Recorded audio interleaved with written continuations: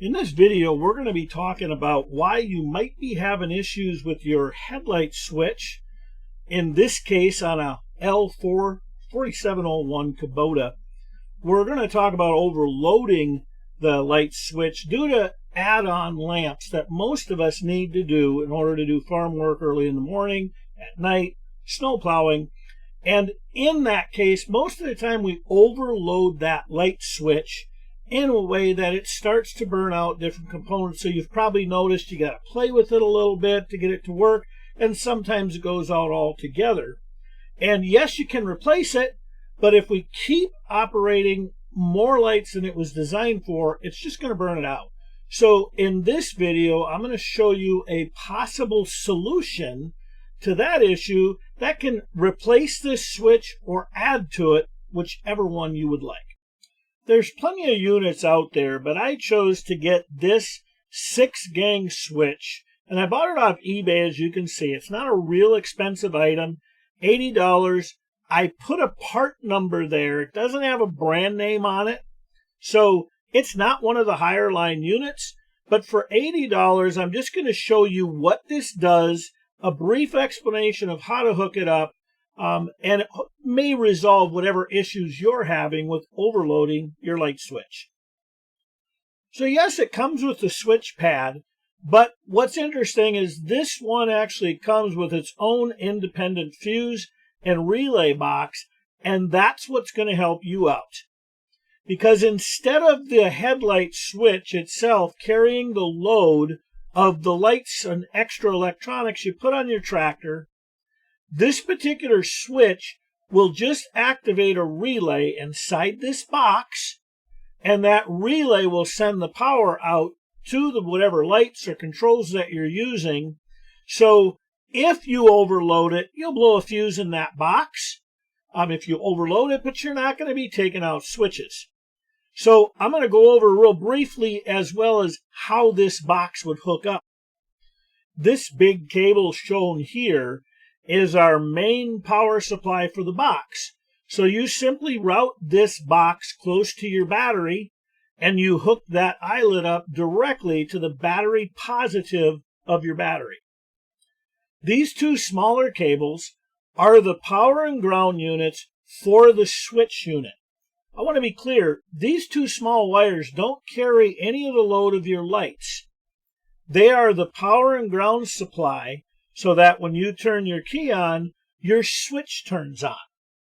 We'll talk about why that positive cable, that little red positive wire, can't go directly to the battery in a bit, and the black cable can go to any known good ground location on your tractor.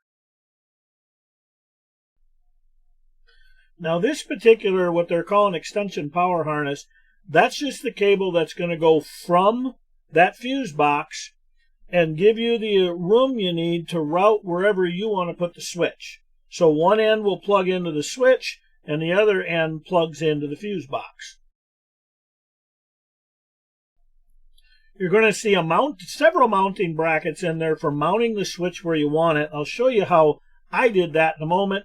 And you have these stickers for your keys so that you can label your buttons the way you want, and I'll show you that next.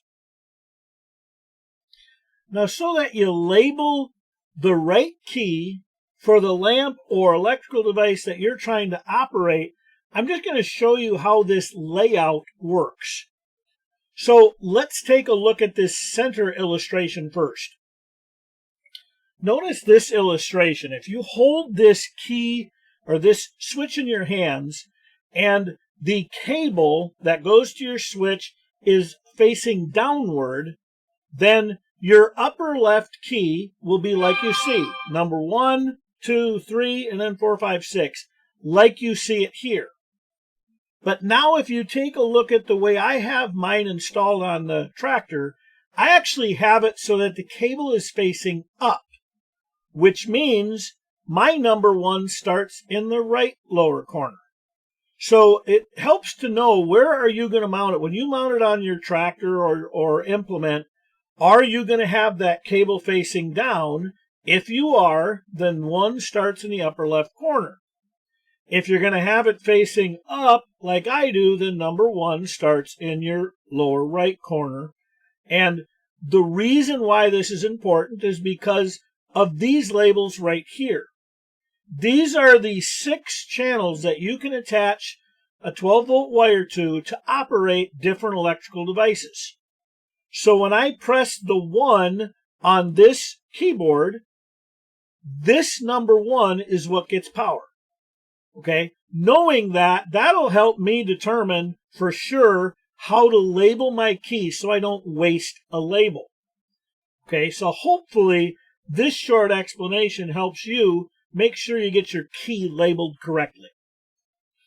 So I'll spend just a few minutes talking about this power feed, this single red wire, the small one that comes out of the junction box that they provide, what that's for. So that is supposed to go to positive terminal, but you don't want to apply it to the battery. Now, they tell you that in the instructions to not cause a battery drain, but my wonder was, is it possible that I hook that hot up to the battery and it'll just mean I can accidentally leave my lights on? Or is it going to create a draw if that junction box gets power at all times? And the facts are, it will create a draw if you leave this wire hooked up to a hot at all times power. And I want to show you that so you can see for yourself you're not going to want to run this right to the battery. So I'm going to explain. This is my base amp draw off my battery with the key off. But before we get into that, I want to stress you don't need to do this test to install this. I want to be clear. I'm showing this just so you can understand what will happen if you install that red lead to a hot at all times power or directly to the battery. Okay, so I have currently an 80 milliamp draw on my battery, which, as far as I'm concerned, fine. 50 to 80 milliamps, I'm good. It would take weeks to drain my battery down. But I want to show you what happens when I hook up their junction box to hot at all times power. So here I've got that little power wire wired straight to the battery, and I want you to notice I've got 290 milliamps. Now a 290 milliamp draw is going to drain my battery down. If it's a fully charged battery, maybe not overnight, but leave it sit for a couple days and you will definitely drain your battery down. Again, I like to see it about 50 to 80 milliamps. So I want you to see here what happens as I unplug their unit. You'll see when I unplug the switch cable, so the switch is no longer plugged in, boom, it drops back down to 80 milliamps. So yes, this will draw too many amps off your battery if you hook it up to hot at all times. So I took that power wire and I located this white connector that you see here just above my brake pedal. That connector is actually for my emergency brake switch. And I verified it gets a key on power that is fused. And so knowing that, and knowing that this unit only takes about 300 milliamps, I know it's not going to overload that circuit. So as you can see, I tapped in to that circuit here and ran that over to the unit, and I'm going to show you where I split it and why. So I routed my wire along the side here and up against this trim panel that you're going to see here. Now, typically you would want, most people would want to put conduit around the wire. I don't do that myself simply because I do twice a year maintenance and all these wires get inspected. But I'm running this wire through in this direction, and there's a couple areas that you want to use some caution on. You want to note that your exhaust manifold, your diesel particulate filter, at least on this unit, get really hot. So you want to make sure that the wire you're running, whether you put conduit around it or not, is far enough away from those. Otherwise, it's just going to melt and short. Same thing further forward. You want to make sure it cannot rub anywhere near that exhaust, alternator, all the things along that side. Want to make sure it's routed so it can't chafe or burn on anything, even if you put conduit around it. Now this is something else I chose to do so that if I have to service this side of the engine, I don't have to cut the wire or have it be a pain and in my way. So I put a spot in where I can split this circuit, tuck them both to the side. It isn't something you would have to do. This was something I chose to do and then taped over that. So again, if I ever need to get this wire out of my way, I can do it without clipping the wire. Now, before I go further, I want to verify that the light switch works when I turn the key on, and it does, but since I ran it off the park switch power, I want to make sure it didn't affect the park switch either.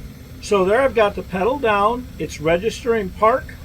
I'm going to release it, and you'll see the light goes out, so I know I haven't done anything to affect my park switch, and this will work.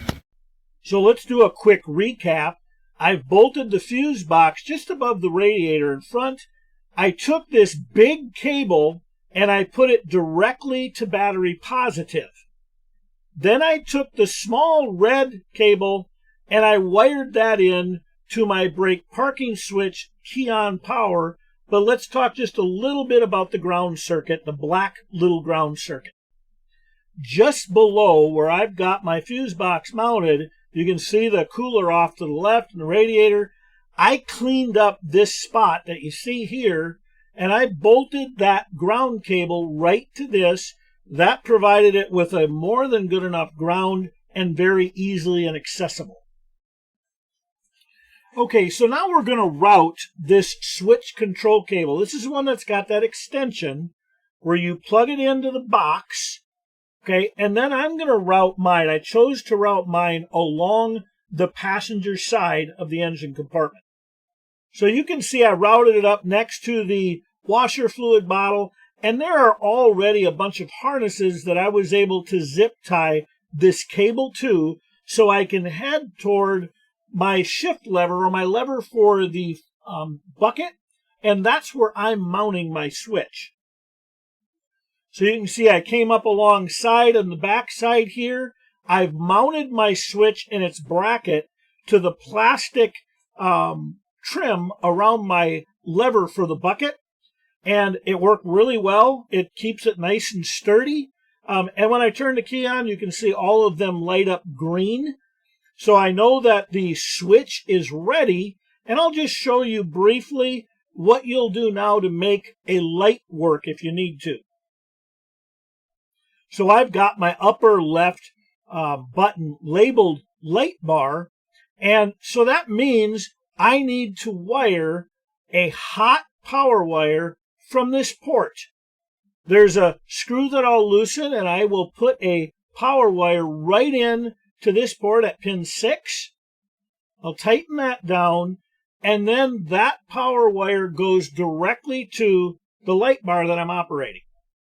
Now, in my case, my light bar was already installed, so it was already grounded. It just needs this power. If you're putting a fresh new light in, this unit is only going to give it power, and you'll have to ground whatever electrical device you're using to either battery ground or a good part of the frame that's grounded well. Then at that point, when I press this button, it's going to make that light work. Just a note so far, it's worked great for my light bar on top. I've also got the front lights hooked up to the middle button, and they're working perfect. There's no issues with them. I'll report later on the longevity and whether or not this really is weatherproof like it says it is. But I'm going to show you too. I'd want to know, what is this going to look like at night? Because, we can't see a really good picture of this light during the day. So here's what it looks like. If you turn it on at night, this is what it looks like. And when you press a button, the one you're operating turns orange. So at night, it's very visible for you to see your light switch.